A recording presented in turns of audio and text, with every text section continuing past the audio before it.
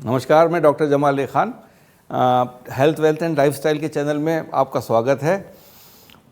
मैं अपना परिचय दे दूं।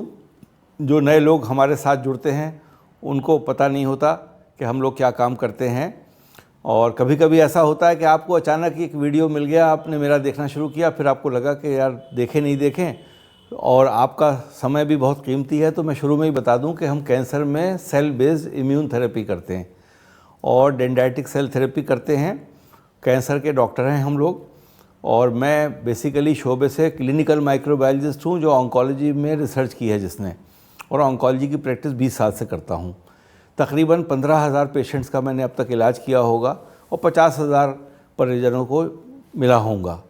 50,000 में यूँ कह रहा हूँ कि 3-4 लोगों में एक इलाज कराता है हमारा। तो 20 साल की प्रैक्टिस में ये हमारा योगदान है। और इन 15,000 पेशेंट्स में आपको यकीन जानिए कि 3,000 पेशेंट ऐसे होंगे जो बिल्कुल स्वस्थ होंगे हमारे, जो बिल्कुल ठीक रहे होंगे आज तक। तो ये हमारा शोबा है, ये हमारा इलाज है। और हम लोग वसंत विहार में प्रैक्टिस करते हैं। मेन क्लिनिक हमारा वसंत विहार में है। वसंत विहार दिल्ली में, साउथ दिल्ली में पड़ता है और एयरपोर्ट के नज़दीक है। 15 मिनट का सिर्फ रास्ता है एयरपोर्ट से। और यहीं हम लोगों ने 30 पलंग का नर्सिंग होम भी बनाया है, जो डेनवेक्स नर्सिंग होम से नाम से जाना जाता है। इसके अलावा हमारे क्लिनिक्स हैं भारत में, डिफरेंट सिटीज़ में। ये सिटीज़ आपके सामने आ रही हैं स्क्रीन पे। यहाँ के नंबर भी आ रहे हैं। इन नंबर्स को भी आप अप्रोच कर सकते हैं। इन नंबर्स पे अपने रिपोर्ट्स भेज सकते हैं। हमें सेकंड ओपिनियन के लिए ज़रूर चुनिएगा।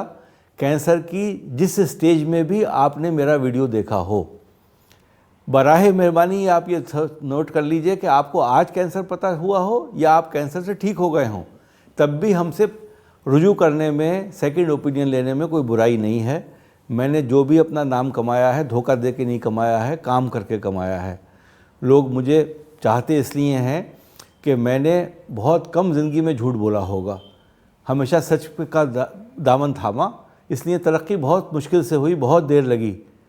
इस उम्र में जहाँ लोग 40 साल की उम्र में अपने आप को कामयाब करा लेते हैं, मैं 60 साल की उम्र में कह सकता हूँ कि हाँ, लोग मुझे पहचान पाए हैं। मेहरबानी ये है आपकी होना चाहिए, और हमारा कर्तव्य ये है कि हम आपको सच्ची बात बता दें कि आपको क्या चीज़ की आवश्यकता है। मैंने कभी किसी पेशेंट को सर्जरी जाने से नहीं रोका, रेडिएशन जाने से नहीं रोका, कीमो जाने से नहीं रोका। हमेशा मैंने ये कहा कि इम्यूनोथेरेपी भी आवश्यक है। अगर वो कॉमा लगा रहे हैं तो मैं फुल स्टॉप लगाने में आपकी मदद करूंगा। दोनों थेरेपी साथ में चल सकती हैं। कीमोथेरेपी देने का मतलब है कि कीमोथेरेपी जो शरीर में दी गई वो सिर्फ 24 घंटे काम करती है शरीर में, उसके ऊपर नहीं जाती। 24 आवर्स में, 36 आवर्स में वो शरीर से गायब हो जाएगी।